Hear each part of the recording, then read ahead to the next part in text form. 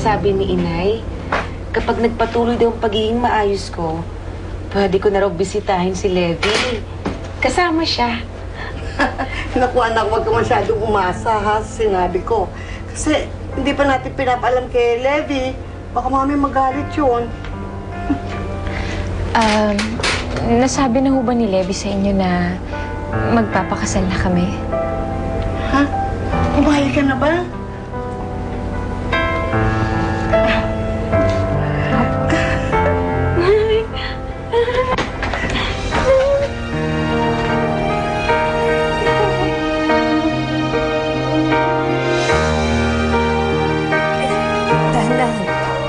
Nay, sino naman ba yan? Kung si Jonathan po, ayoko na po siyang makita. Hindi anak, yung kaibigan nila.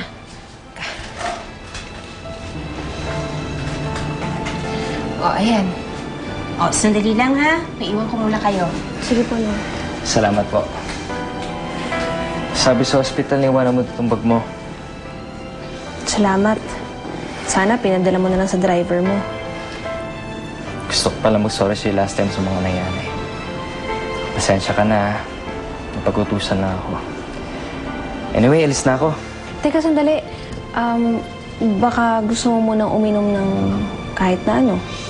O baka naman hindi rin tatanggapin ng bituka mo ang kahit na anong mga galing sa aming mga mahihirap.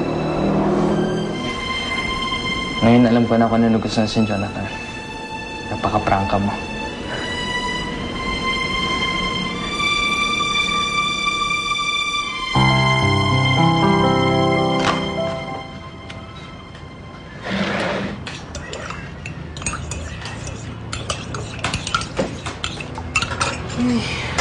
Baso na ba dyan, anak?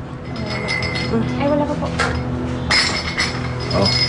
Bumili ako ng 1 kilong bigas tsaka manok.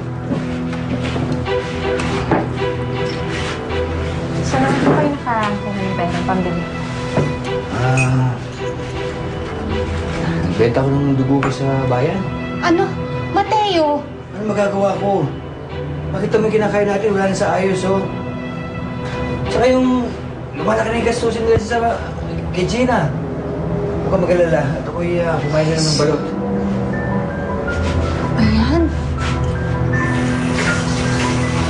Dito lang, ano? Sa kipi pala, pagka pala nagkabenta. Mahal pala yun, ano?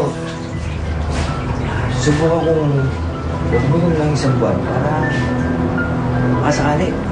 Isip kong maigyan, eh.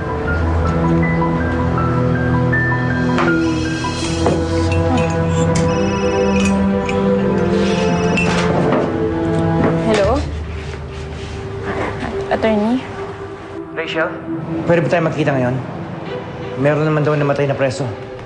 Ano? Tabi!